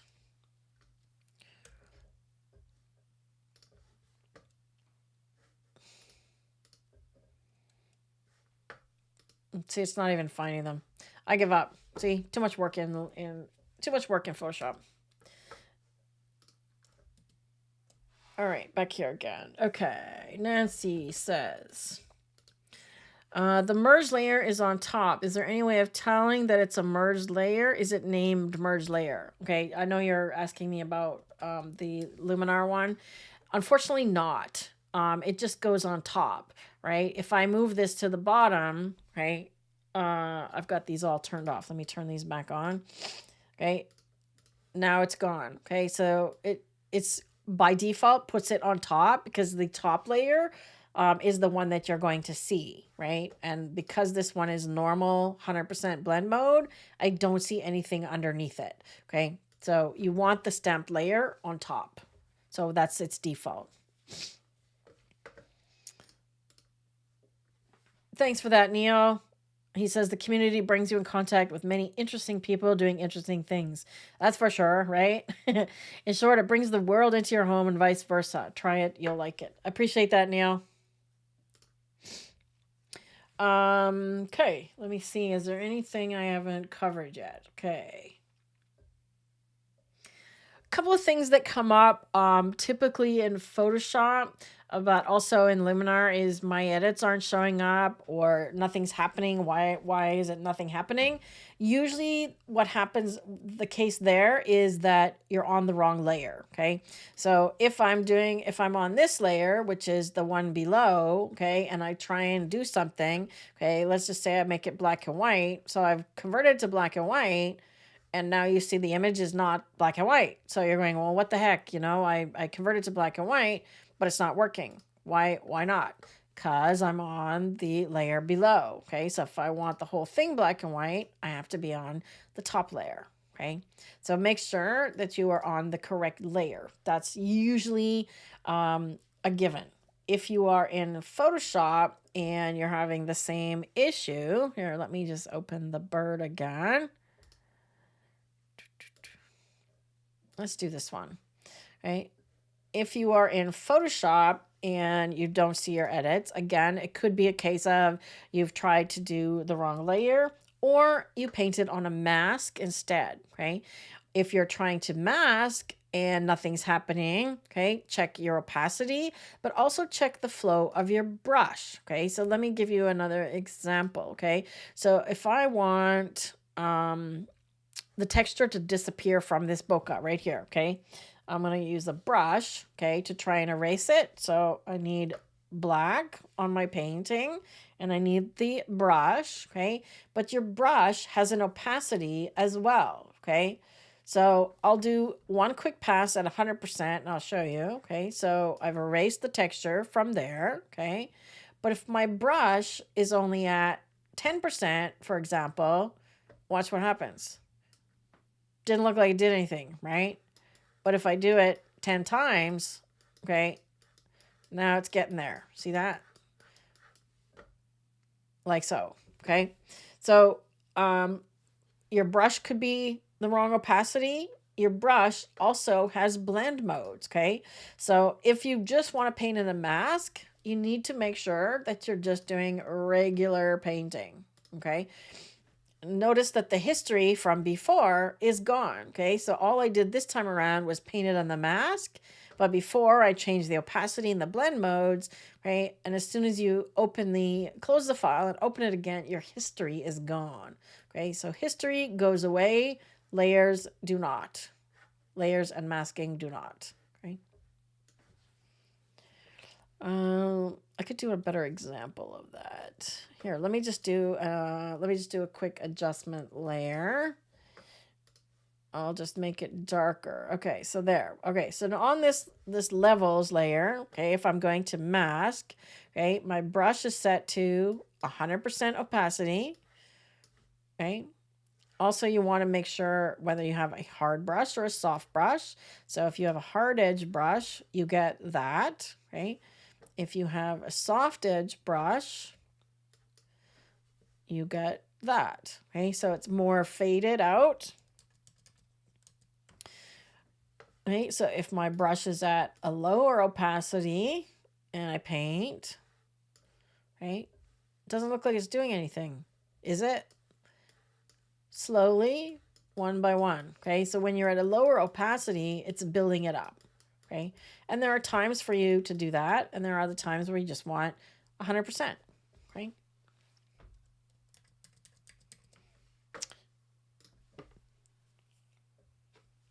Let me look at another FAQ. My layer disappeared or I can't see it. Where is it gone? Okay, so notice I just turned that layer off, okay? So, oops, my texture disappeared. What might be the case? Well, either you click the eyeball by accident, so that's hiding it, okay? Or you put it underneath something that's opaque, okay? So the layer order could be an issue because now that the texture is at the bottom, okay, the bird and the sky is fully opaque, we don't get to see the texture, okay? So layer order could be an issue, okay? Opacity could also be an issue. So there's 3 different things that affect whether or not you see a layer, okay? And the same thing applies in Luminar, okay? If I'm not seeing these layers below, it's because this one on top is fully opaque, right? If I turn off the top stamp layer, okay, if I'm not seeing the flower, it's because the opacity is down or I hid this layer, okay? Or it's underneath. So all the same things apply. Opacity, hiding, layer order. I talked about unlocking the background layer. Painted on a mask. Talked about the difference between erasing and masking. And why might you want to do an adjustment layer versus the adjustment. Thanks for joining in, Kathy. I'm glad you came to watch. I'm glad you found it helpful. So here's a question for everybody. Tell me one thing that you have gotten out of this class. Have you learned one thing? Okay. If you learned one thing, tell me in the chat. If you're watching this replay later, tell me in the comments What did you learn, right? Was it something about Photoshop?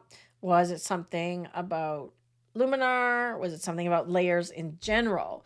Um, and I'd love to know. I'd love to hear from you in terms of your layer experience. You know, how much have you used layers versus have you done them at all? Have you dabbled? And what did you get out of today's session? I'd love to know what was your biggest takeaway from this. Did you have any aha moments? You know, Kathy said she got a lot of value from it, right? So, what was your takeaways from today?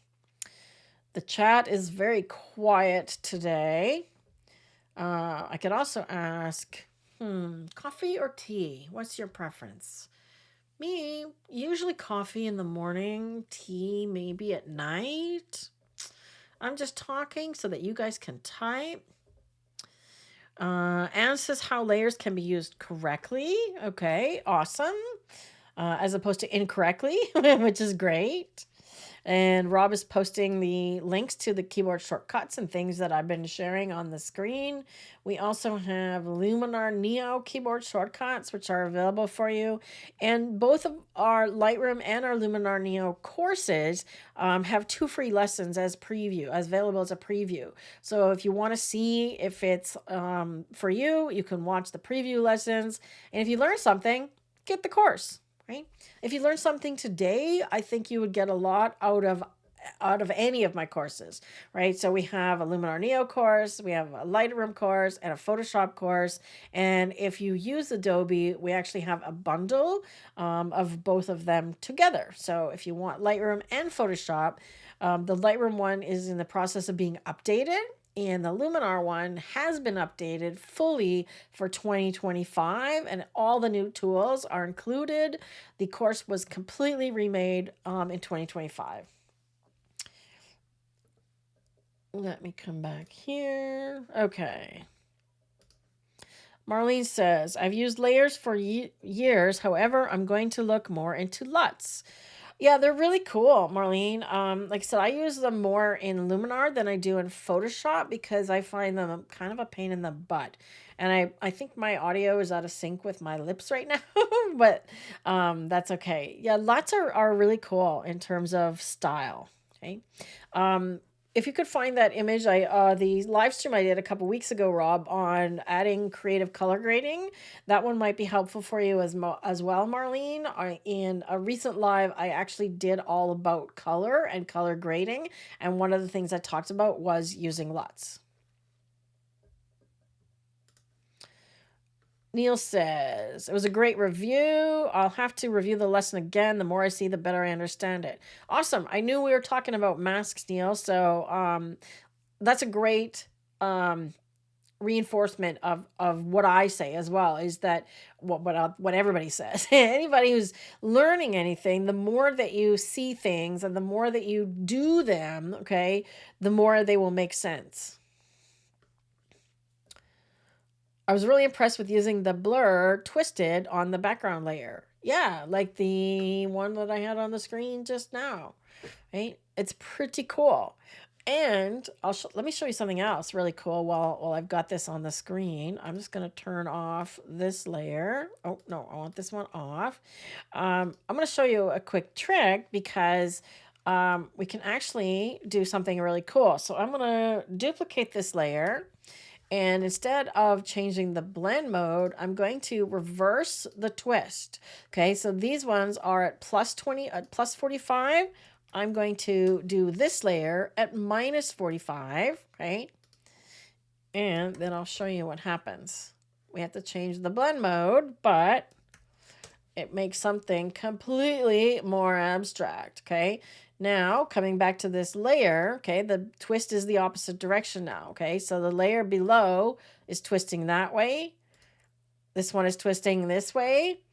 Watch what happens when I change a blend mode, okay? Look at that. Now we got something totally different, okay? I kind of like this one as well. It's like dark and moody, right? That's kind of cool. It reminds me of like a Scottish tartan. I don't know why. I feel like I've gone to Scotland with this one, right? That's kind of cool, right? So I don't know. Is it just me? Does it look like a Scottish tartan? So that's the double twist, and layers going the opposite direction. Okay.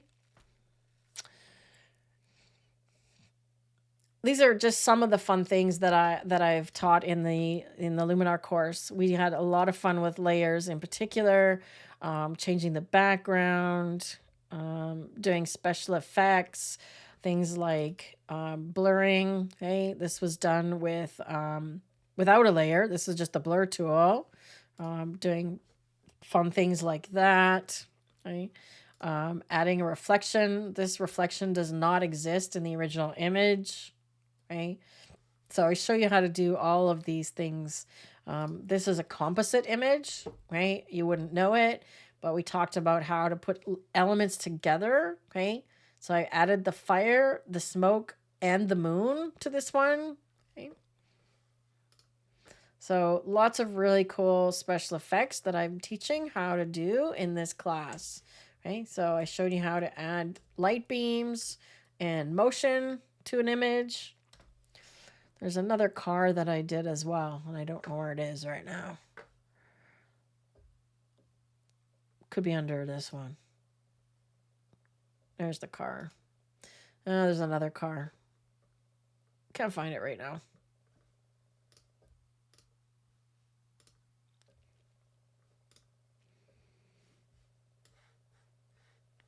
I've lost it. Anyways, let me come back here. All right, let's see what everybody else is doing. Deb says, started using layers more in the last few years and find it a good review. Tell you about the red flower, Rob says. The red flower has a bokeh layer. So the original flower looks like that, okay? And the bokeh layer was added. The neon glow was added with the neon and glow tool. This is actually something that's really hard to do in Photoshop, but using this tool in Luminar Neo, it's actually quite easy. I could literally quickly change the oops.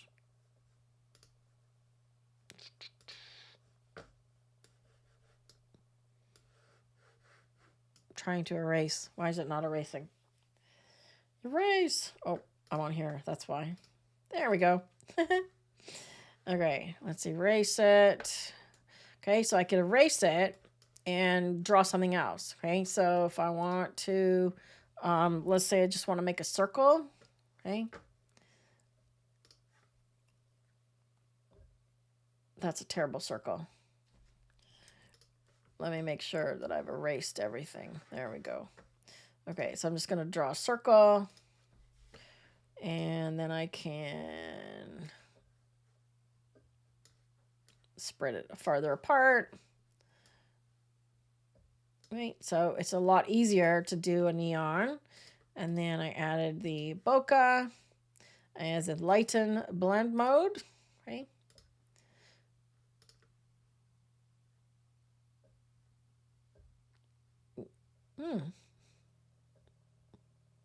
Hard light works if I just want the red, right?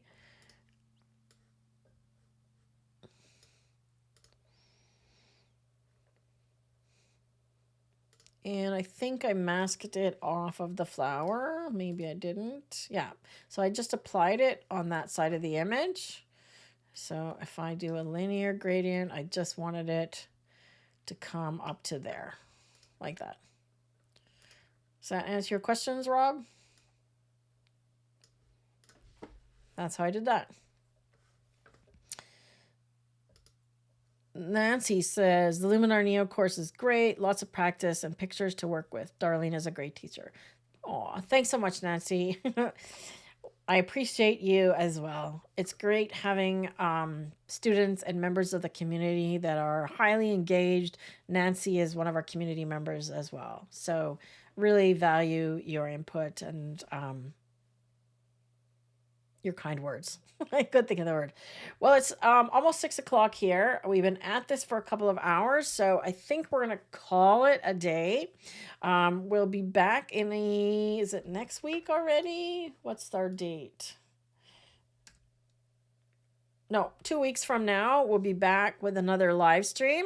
Haven't figured out the topic on that one yet. I've got definitely some input from community members, and see how I'll take a look at that and in the Luminar group that I'm in, and see what people want to know.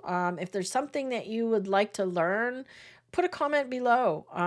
And in the comment area, if you're watching this video later, put a comment below and tell me a topic that you would like to learn. It's not necessarily a small technique. It's got to be something that we can talk about for like an hour. Okay, so what is something that you would like to learn how to do, that I can talk about for an hour? I've actually got a couple of fun ideas. I just thought of one, Rob, that I might do. So remind me to tell you about that. Okay, plus I'll put a link in the description again for the Adobe blend modes and blend modes. Brad says, just pick this up now. Wishing I'd been here from the beginning. Will this be available for later viewing? As soon as I end the stream, Brad, you can start back over at the beginning. So yes, you can. Either way, we're glad you showed up. Late or not, you can always find it on our channel. And as I mentioned, I'll be back again in 2 weeks with a brand new topic, and you can go through all of the past lives and check out those topics as well. Thanks so much, Nancy. And thank you, Anne. Right, so I'm going to hit finish, and then you'll be able to watch the replay immediately. Thanks to everybody for tuning in today. Please give this video a thumbs up. And once it's finished, if you can hit the hype button, if you've got hype, that's a new thing that YouTube has to help bring attention to videos that you think are valuable. So if you think it's valuable, give us some hype. Thanks so much, and have a great rest of your weekend.